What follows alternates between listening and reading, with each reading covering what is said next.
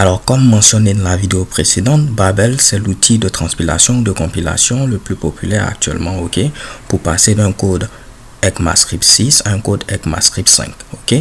Donc, en gros, avec Babel, à l'entrée, on a un code ECMAScript 6, à la sortie, on obtient un code ECMAScript 5. Alors, qui a créé Babel? C'est ce gars qui est présent à ce niveau, Sebastian Mackenzie. Si vous regardez sa photo, il est vraiment très jeune. Je ne sais pas si c'est la photo, mais vous voyez par vous-même qu'il est jeune. Et on peut voir que c'est un développeur australien et il travaille actuellement ici à Facebook. Pourquoi j'ai fait cette série de vidéos sur ECMAScript 6? Parce que j'aurai une prochaine série de vidéos sur React.js. React.js, c'est un framework qui a été créé par les développeurs de Facebook. Et si vous avez déjà utilisé React.js, vous allez voir que la plupart des développeurs React.js préfèrent utiliser Babel comme compilateur lorsqu'au niveau ici de leur code React.js, ils utilisent ici des fonctionnalités ECMAScript 6. Alors, trêve de bavardage, je vous ai promis qu'on allait écrire du code, c'est parti. Donc, à ce niveau-là, j'ai créé un dossier qui a pour nom ECMAScript 6. J'ai mis ici IS6 parce que c'est l'abréviation qui est utilisée communément. Donc, je vais ouvrir ce dossier au niveau du Sublime Text. Libre à vous de faire un glisser-déposer de votre dossier. Là, j'ai juste une commande Subl qui est disponible au niveau d'Ubuntu à ce niveau. Et je peux taper ici Subl comme Sublime Text ou Subl. Et je mets ici point pour dire ouvre le dossier courant au niveau de Sublime Text. Et il s'agit de ce dossier-là. On va créer un nouveau fichier qui aura pour nom, pourquoi pas, index.html. Et on va maintenant ici rajouter du code HTML classique. Donc là, je vais mettre ici Hello World IS6, vu que c'est notre premier code ECMAScript 6. Et là, je vais vous présenter l'une des fonctionnalités rendues possibles au travers de IS6. Donc là, je vais déclarer une fonction que je vais appeler dire bonjour. Cette fonction prend en paramètre ici un nom. Par défaut, si on ne donne pas de nom, je vais prendre ici boss comme nom. Et tout ce que cette fonction va faire, c'est un petit console.log de bonjour suivi ici du nom en question. Donc en gros, c'est cette nouvelle fonctionnalité qui vous permet de donner une valeur par défaut au niveau de vos paramètres. Ici, on pourra appeler notre fonction dire bonjour sans donner de paramètres. Si on ne donne pas de paramètres, la valeur par défaut sera ici boss. Donc on va afficher bonjour boss. Par contre, si on donne ici un paramètre, par exemple ici Toto, on verra ici afficher au niveau de la console bonjour Toto. Donc là, normalement, ce code ne va pas fonctionner parce que, comme je vous l'ai dit, la compatibilité de IS6 n'est pas complète à l'heure actuelle. On va l'ouvrir au niveau du navigateur. Je vais faire Open in Browser. Il ouvre ce Mitsubishi ici et je fais Inspect. Si je viens au niveau de la console, vous voyez, on nous dit qu'on ne connaît pas ce token égal.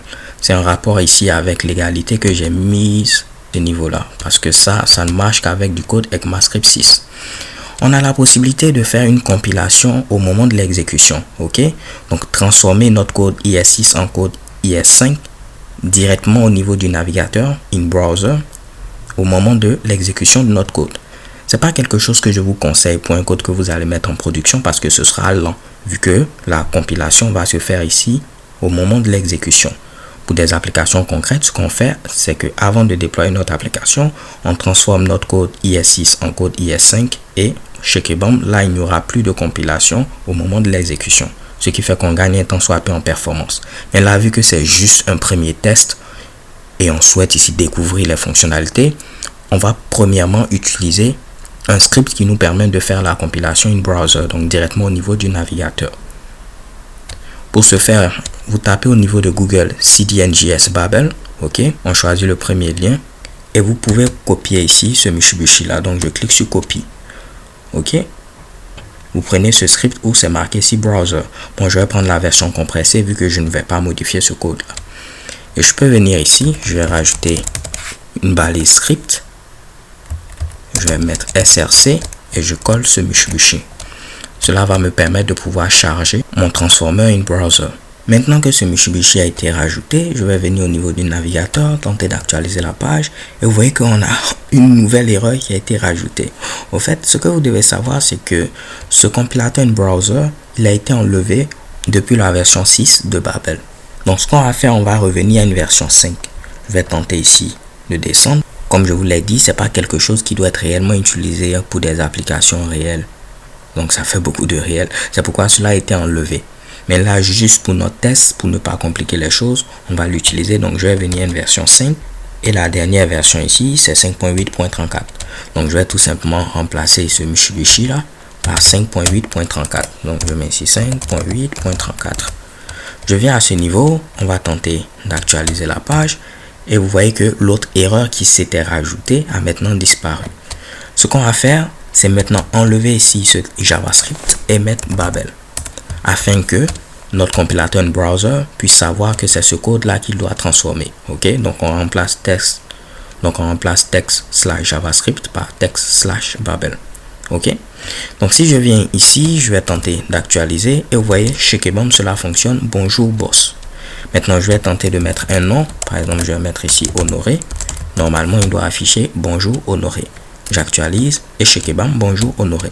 Ok, donc les gars, vraiment rien de bien compliqué. J'avais juste voulu vous montrer les différentes erreurs pas à pas afin que vous puissiez comprendre le pourquoi. En gros, ici on a chargé une version de la branche 5.x afin que on puisse avoir notre fameux compilateur browser, vu que depuis la version 6 cela a été retiré. Ensuite, tout ce qu'on a fait, on a remplacé text/javascript par text/babel afin que notre fameux compilateur browser puisse savoir que c'est ce code là qu'il doit transformer. Ok, donc les gars, on va continuer toujours avec ce compilateur browser afin de découvrir les fonctionnalités. Maintenant, bien avant de terminer, on va switcher vers Babel 6. Et de même, je vais vous montrer comment faire la compilation avec des outils comme Webpack ou encore Browserify, ce qui va nous permettre de gagner en performance vu qu'on ne va plus faire la compilation directement au moment de l'exécution de notre code. So thank you guys for watching. Don't forget to subscribe and have a nice day. Peace.